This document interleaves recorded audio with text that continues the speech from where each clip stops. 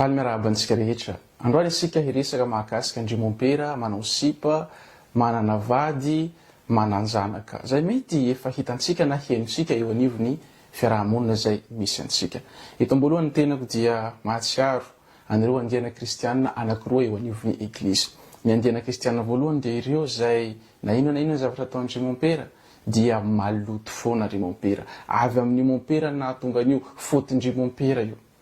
Misy koa ireo andiana kristianina faharoa izay na inona zavatra ataon'Andriamampera dia madio foana Andriamampera. Satria tanjeny fa olongoa hosotra ireo, tsy azo tenetenenina, marina fa manana ny fahalemena izy ireo. Nefa kosa ny zavatra tokony ataontsika dia ny mitondra mbavaka ho azy satria mafy ny zavatra mahazo azy.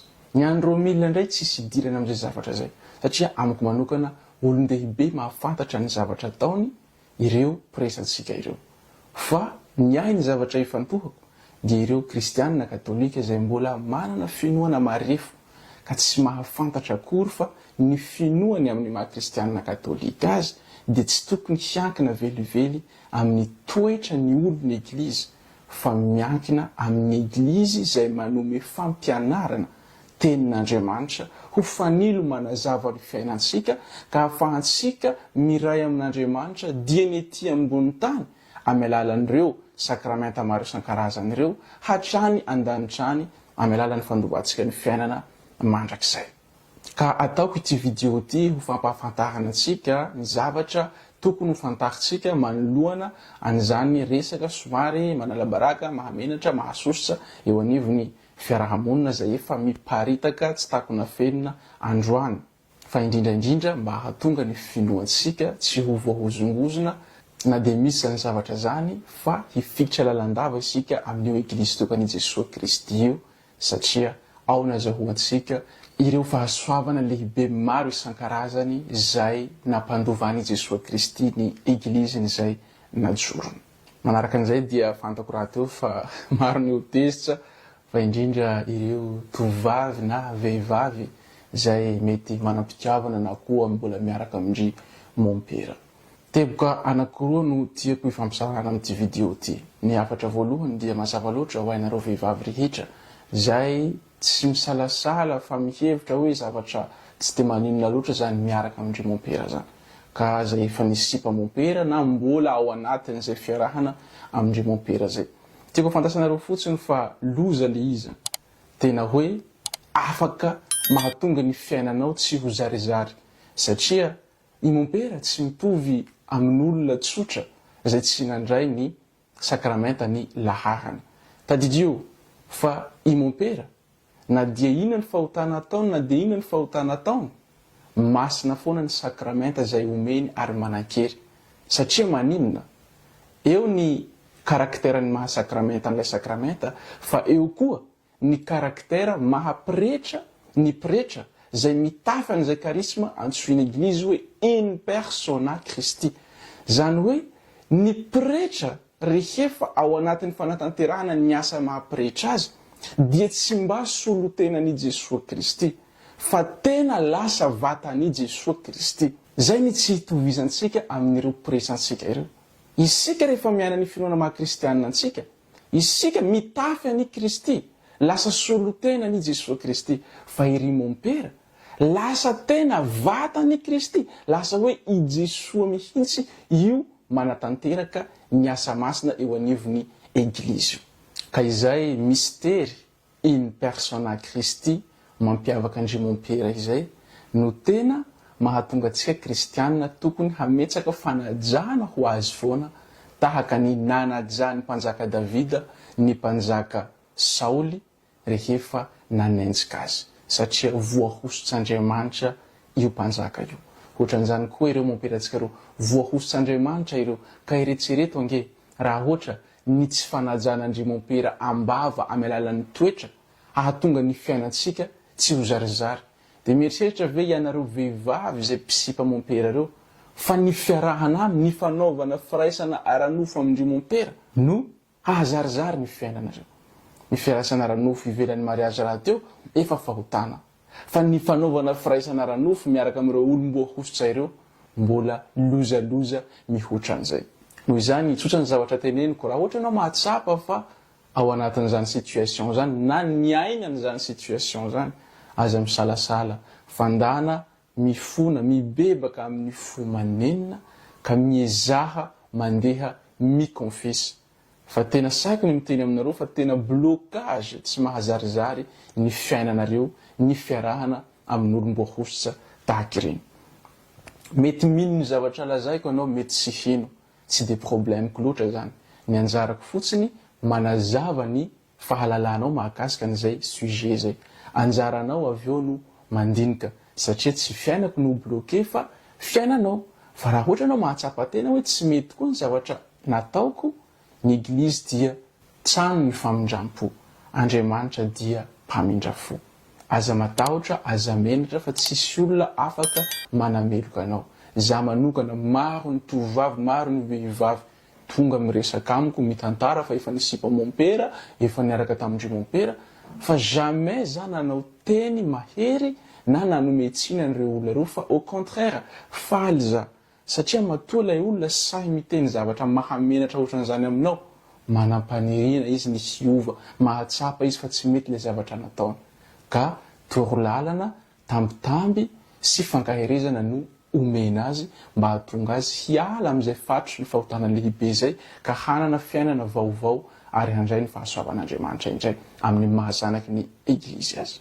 Zay ny mahakasika anareo vehivavy rehetra mpisipa ndrimompera aza varina fa sao de potika ny hoavinao tadidio fa rimompera dia olona manambady tsy revony tanany fa misy peratra satria nanao voady izy hanambady ny eglizy hanolotra ny tenany ho ain'ny eglizy ka ny fiarahana amin'olom-boahositra dia mijoro ho fahavalo ny asa masina zay nanomezany ny fiainany iray manontolo ka mety tsy hazarizary ny fiainanao. Ny tapany faharoa dia mahakasika andrimompera.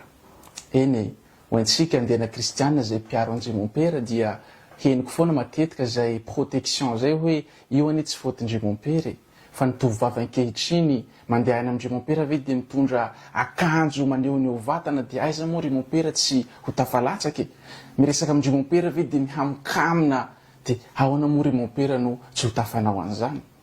Mety misy fahamarinany ihany izany teny zany fa rehefa diniko dia mahatsiaro ny vaky teny voalohany tamin'ny omaly ny tenako iadama za rehefa natsoin'Andriamanitra aiza ianao dia niafina izy satria miboridana mitanjaka dia hoy izy Andriamanitra hoe ahoana ny nahalalanao fa mitanjaka ianao nga ianao nihinana amin'ilay voankazo zay nanjarako anareo. Teo Adama tsy miasume ny hadalana nataony fa natsipy ny tany amin'ilay vehivavy ny hadisoana tsy zaho any Andriamanitra ny nahatonga anazy io fa ilay vehivavy namboarina ho ahy no naniraka hihinana an'izany. Dia zany toetra ny Adama zany koa ve no halaindrimompera tahaka rehefa tenenina ny zavatra zay efa mihoampapana miparitaka eo anivon'ny fiarahamonina manala baraka ny eglizy ka hiteny zany Andriamompera hoe tsy fotinay ane io fa zaho efa nanolo tena ho an'Andriamanitra ho ain'ny eglizy fa ireto vehivavy reto no milingilingy mandehandeha aty aminay dia lasa mahatafalatsaka anay. Zany hoe lasa Andriamompera indray zany no victime amin'le zavatra. Bon bref, fantako fa tsy mora ny fitazomana ny fahadiovana satria ny tenako na dia tsy pretra tsy seminarista dia nisany tanora miaina ao anatin'izay fahadiovana zay ihany koa ka tsapako loatra fa tsy mora ilay izy ary za tsy manameloka Andriamompera raha ohatra misy fotoana zareo tafalatsaka tsy lay isika tafalatsaka no problème fa lay problème dia maro mihitsy ny pretra tsy tafalatsaka fa ny plonge zany hoe tsy hoe malama ny lalana dia mbolisatra ianao fa ianao mihitsy no efa positivenao le izy ohatrany hoe raisinao ohatrany zavatra normal dia miplonge ao anatiny ianao. Ino no mahatonga anahy miteny an'izay?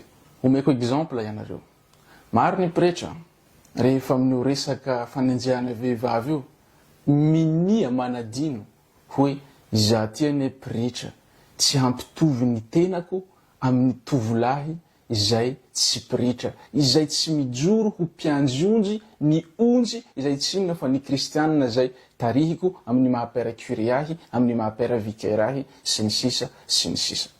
Tsy zany ny zavatra hita fa tena tsy tahotra, tsy henatra manenjika vehivavy eraky ny tanàna. De ny tanàna mahazatra andreo piritsatsikareo moa zany ny fikambanana masina. Tapitra kotiana daholo ny tovavy zay hitany tsaratsara ao na célibataire io na manambady rehefa ao anatin'ny fikambanana masina. De efa tsy taitra ntsony na miparitaka zany efa tsy raharahiany zareo intsony. Koa satria le izy miparitaka, teraka ilay voambolana, ilay fehezanteny mahazatra ny olona ankehitriny hoe ry mon père aza manaoko. Fehezanteny anankiray anisany maneho fa misy problème goavana eo anivon'ny eglizy mahakasika ny ray ampanahintsika zay tokony hatao modely. Ka lasa modely ratsy no matetika azony tanora ankehitriny, ka zay no mahatonga ilay fiteny hoe ry mon père aza manaoko. Ko vomaika ve zahay zay tsy piritra? Rehefa za miteny hoe efa tsy mahamenatra andry mon père, sasansasany ny manao an'izany toetra mahanala baraka izany, tsy zavatra teneniko zany fa zavatra hitako ary tena mankarary ny foko. Averiko foana, raha ohatra olona manam-pahalemena le izy, ny fahalemenao miaika anao fa ratsy ty zavatra ty, noho izany afeniko. Tsy ampahafantariko ny be sy ny maro satria za piretra ka miezaka ho fanilo mba hananarako ireto onjiko ireto. Fa le izy tsy zay, fa tena mampalahelo, fa tena aderadera eo anivon'ny fiarahamonina. Tanàna anankiray, tanàna kely, père curé eo amin'io paroasy. Na bevoka zanak'olona izy, de ino ny nataony? Tsy nafenina, tsy senatra, fa nanao vodionjy. Zany hoe natao zany ny fiancé. Tapitra mahafantatra niny ny kristianina eraky ny tanàna. Inona ny vokatsy n'izay zavatra zay? Ny vokatsy ny ao ireo zay miala katolika. Ny vokatsy ny faharoa ho ain'ireo zay mijanona katolika, rehefa maheno an'io pretra io mitoriteny, ohatrany hoe henona forcé le izy satria ny toriteny tsy afaka valiana. Fa lasa simba lay modelin'ny mon père hoe mpananatra, satria fantatsy ny kristianina iray tanàna ny zavatra misy eo anivon'ilay tanàna kely. Ka isika ve zany mieritreritra fa ny pretra ohatran'izany? Raha ohatra ny vaky tena roson'ny eglizy mahakasika ny fijangajangana, io pretra io hanana courage, hananatra ny tanora hoe mitandrema ianareo fa ratsy zany firaisana ranofo ivelan'ny mariazy zany, fa ho tana lehibe zany, mamotoka ny hoavinareo tanora izany. Sarotra be ny asa heny mon père hanao toriteny ohatran'izany, satria fantatsy ny ray tanàna fa izy dia miaina ao anatin'izany, tsy amitahotra, tsy amikenatra. Donc tsy gaga isika androany raha ohatra tsisy mpananatra loatra ny kristianina tanora katolika. Fa indrindrandrindra moa zany izahay tovolahy. Ny anankiray faharoa kosa pretra anankiray, eo izy miodikodina eo amin'ilay tanàna kely ao anatin'ny 4-4, miaraka amin'ny vadiny, miaraka amin'ny zanany. Tsisy tsy afantatra anazy eo amin'ilay tanàna hoe vadiny io, zanany io. Fa ilay mon père koa, il s'en fout. Manao ny fiainana izy, c'est la belle vie. Tanàna anankiray ny teneniko aminareo, fa ampatsahivoko an'izay tsy maharaka. Ray taona zany no nijanona tao Madagasikara, nitety ny karazana diocèse maromaro, satria za nivezivezy tao nanao ny asa fitoriana. Maro ny zavatra hita, maro ny zavatra tena mahatsiravina, ary ny tena problème, ny sasany mieritreritra hoe allo le izy tsy aparitaka fa tazontsika ato ihany, fa sao de manala baraka ny eglizy. Toetsain'olo adala, satria ny zavatra tsy aparitaka, zavatra afempenina, fa le zavatra ve miparitaka eo anivon'ny fiarahamonina, dia ahoana ny mbola itenenanao hoe afempenina? Ao izy ny manam-pahendrena, ny lamba maloto tsy mba sasaina eo amasombahoaka. Marina izay. Fa saingy mila fanitsiana kely. Ny lamba maloto miafina tsara ao anatina plakara no tsy sasaina eo amasombahoaka. Fa tsy ny lamba maloto zay hoentinareo mianakavy ideraderana eny anivon'ny fiarahamonina no mbola rehefa sasaina dia afempenina. Aleo ary le izy sasaina eo anivon'ny fiarahamonina, amin'izay hitan'ny fiarahamonina hoe le lamba maloto no entin'zareo nideraderana ane ka efa no sasainy zareo hitan'ny masona ihany koa. Nako ny tiako tenena amin'izay ohabolana somary ny ovaiko zay dia ny hoe tsy ianao no afaka hilaza hoe tena mankatia ny eglizy, fa ny tenako zay mijoro eto dia mankafy ny eglizy. Fa rehefa za tenen'olona hoe marary saina zaza kely zaza saina dia tsaroko ihany koa lay evanjely tamin'ny omaly i Jesosy Kristy no ny fampianarana nataony dia nitady hihazona azy ny havany satria mieritreritra fa very saina i Jesosy mitapy lasio. Fa raha lay Andriamanitra lehibe tompony fahendrena nolazain'olona fa mitapy rehefa manao fampianarana tsy zakany sain'olona satria izy tsy tonga hanompo ny fariseo ny mpanora-dalàna izay miseho azy fa tompo ny tempolin'Andriamanitra fa tonga izy hanambara ny fahazavana nefa nataon'olona fa mitapy. Ka vao maiva re za tsy sinona inona moa ny problème raha tenen'olona fa mitapy zaza saina nefa fantako fa ny zavatra ataoko dia noho ny fitiavana an'io eglizin'i Jesosy Kristy tompontsika io.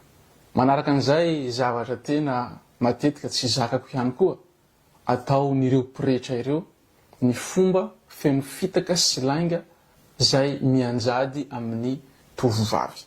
Za manokana olon-dehibe ireo pretra ireo. Ianareo vehivavy zay miaraka amin'Andriamampera koa olon-dehibe ianareo. Raha nareo mifanaraka tsara tsisy problème mako zany. Matoa nareo miaraka misy bénéfice nareo ny fanarahanareo. Fa le problème fotsiny izy misy fitaka. Maro ny vehivavy mitaraina amiko. Inona ny tokony ataoko fa za te hiala amin'ity situation ty. Za nefa efa tafiditra zay vao nahafantatra fa mompera izy, frera izy. Zany hoe nisy fitaka lehibe ao. Tonga de teneno le izy, za mompera, za frera, fa za manam-pahalemena, za tianao. Am'izay le olona mandinika. De raha te hijoroboka ao anatin'ny fahotana izy afaka miassume ny ngidiny satria ny hinany maminy. Fa aza fitahana ilay tovovavy. Fa mankarary saina ny mandinika hoe pretra ve anao hikoty vehivavy de nandainga taminy voalohany tsy nambaranao anazy ny identiténao. Manipulenao lay olona de rehefa tafalatsaka miaraka aminao fantatrao fa manomboka mahazo tsirony lay olona zay vao hoe za ane pretra, za ane frera. De mba zakanao ve ny ranomasony zany ny olona zany. Ny sasany indray ny eglizy mihitsy no lasa ohatrany hoe lotoiny.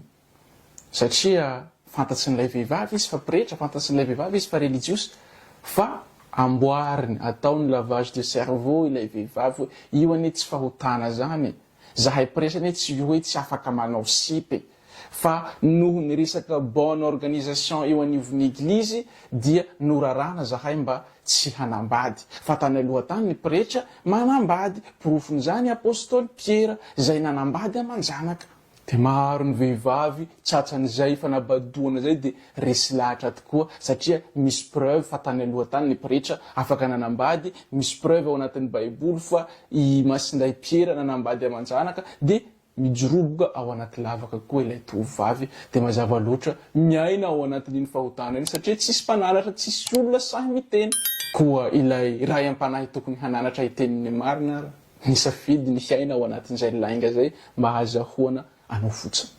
Mianjika famitahana zay tena hoe ratsy maharikoriko ny mandinika azy koa dia ireo pretra sasansasany zay mahitahita vola de fitahana ilay zanak'olona, mody antohana, mody ampiana arabola de avy eo ilay zanak'olona misy dette morale de rehefa tia orina amizay zay voavokany hoe zany tianao, zany te hiaraka aminao, za vonana soa ny fiainanao. De eo ilay zanak'olona misy dette morale hoe izy ane no mba efa nanampy anahy hatramizay, raha tsy teo izy moa nanao ahoana ny fiainako, amizao izy milaza fa tia anahy, raha za tsy manaiky araka aminy, izy ny hiantoka anahy, hanao ahoana ny hoaviko. Dia maro ny tovovavy mampalahelo, lasa miditra amizay fiarahana amin'ny olom-boahositra zay noho ny resaka tsy fananana. De satria koa manipule arabola de lasa tsy tafavoaka fa de eo de lasa ny fiainany avy eo no potika, lasa ny hoaviny no rava tanteraka satria heveriny fa ino ny solution nefa iny fitaka asesiky ny demony fotsiny eo amin'ny lalantsika ka lasa manakana ilay fahasoavana lehibe zay tena omanin'Andriamanitra ho antsika tsirairay eo amin'ny fiainantsika. Koa ry havana, ataoko fa misy adidintsika kristianina katolika zay mahatsapa-tena fa mankatia an'io eglizy io zany zavatra rehetra zany. Marina loatra fa ry mompera fotsiny tsy ahavita an'izany. De aza miteny hoe nivavaka ny tena efikasy, ambarako amintsika fa hatramin'izay mivavaka foana ny eglizy fa ankehitriny maro ny vehivavy miteraka amin'Andriamampera ny sasany voaseminarista fotsiny efa maro ny vehivavy bevoka, tsisy mpananatra, tsisy mpanakana, dia ohatrany hoe fiainana normaly.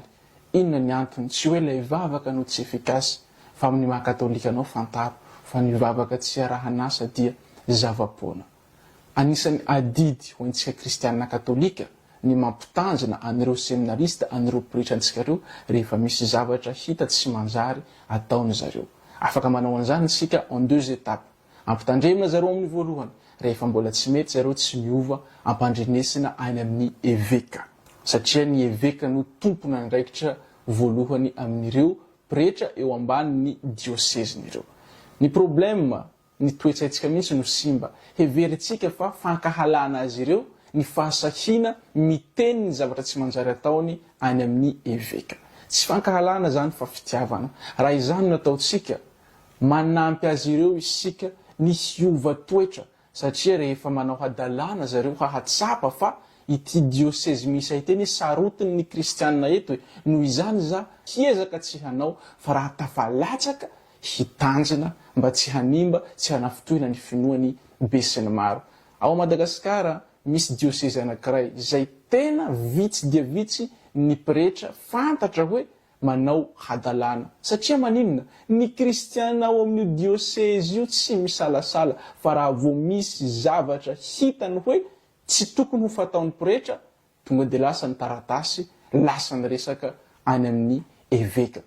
Mihahenjy arak'izany ireo pretra ireo, na koa mihahenjy ao anatiny hadalana, zany hoe mety manao ihany zareo fa tsy hitam-bahoaka, satria mitanjina. Ka zay ny zavatra irintsika ireo pretratsika ireo ho masy mpitondra-tena, nefa kosa raha tafalatsaka zareo, aoka zareo mba hitanjina, fa tsy hideradera hanao vodiondry, hiteraka amin'ny vehivavy à gauche, hiteraka amin'ny vehivavy à droite, malaza fa nangalabadin'olona. Dia avy eo ane isika rehefa leo isika ihany no miala katolika dia lasa tsy rimomperana anao le zavatra tsy mety ro ankarantsitsika, fa la eglizy katolika vo no ankarantsitsika. Za mahafantatra tovovavy anankiray zay miala katolika, dia mahitana mitoritory tenin'Andriamanitra ato izy, dia faly hoe anao mafana fofa, anao diso lalana amin'ny fiangonana katolika. Fa manino ho zany diso lalana? Zany ero mila ny ankabetsahan'ny tontonay pretra, fa ny zavatra ataony zareo tena nahatsiravina na manenjika sipa gauche à droite, miteraka amin'ny vehivavy maro isan-karazany,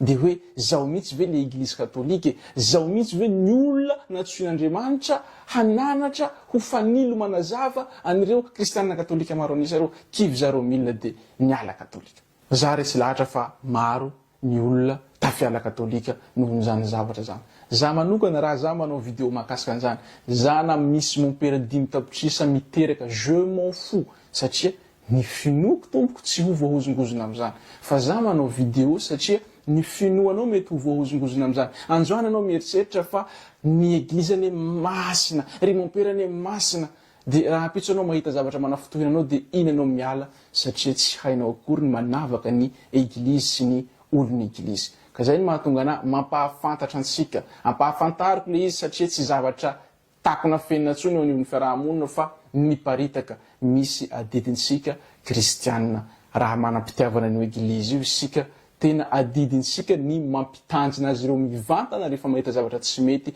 ataony zareo. Ka raha mbola manao zareo, adidintsika ihany koa ny mampahafantatra ny rainy zareo, zay tsy iza fa ny eveka tompona andraikitra voalohany amin'ny dioseze. Dia aza matahotra fa tsy hoe rehefa miteny amin'ny eveka anao dia voaroaka ilay pretra. Non, rainy ny eveka, noho izany hain'ilay eveka no manapaka ny etapy manaraka hoe affectena ary ianao, na mahazo sanction kely, ahantona kely ianao, na mijanona ato aloha ianao manao fandinihan-tena sy ny sisa sy ny sisa. Rehefa hitan'ilay eveka fa tena tsisy solution ilay pretra, zay vao hoe esoriny amin'izay tsy hiasa amin'ny laharana mahapretra ara-dalàna eo anivony ekara. Fa raha ohatra isika hifaly fotsiny hoe aleo mivavaka ho an'zareo, aleo zareo tsy tenenina, fa reo ny olom-boahositra, tsika mila micomprendre, zareo ny manam-pahalemena. Hoy marina zany zavatra rehetra zany fa tsy ampy, satria isika raha miankina amin'izany foana, maro ny tovovavy terateraka tsy hanandray satria pretra ny rain-janany, maro ny tokantranon'olona ho rava satria tafiaraka amin'ny vadin'olona mompera, ary maro ny kristianina lasa ho kristianina mpandeha an-tranopokon'olona fotsiny fa tsy ho raisina ho toy ny eglizy intsony ilay eglizy ka na mitoro teny tahaka an'iny na mompera raisin'olona viato avoakan'olona viato satria hitan'olona eo anivon'ny fiarahamonina ny zavatra taony ka tsy maharesy lahatra olona intsony ny anatra izay zarainy mandritra ny toroteny. Zay ny lava, zay ny fohy misaotra anao manaraka hatramin'ny farany. Mino sy matoky ny tenako fa hainao manomboka androany hoe azo atao ve sady tsy azo atao ny misipa mompera ary inona ny voka-dratsiny eo amin'ny fiainanao izay misipa azy, eo amin'ny fiainan'ny fianakavianao izay mahitanao misipa mompera nefa tsy miteny akory, ary eo amin'ny fiainan'ny eglizy izay mety hamotika ny finoany be sy ny maro. Velomary tompoko.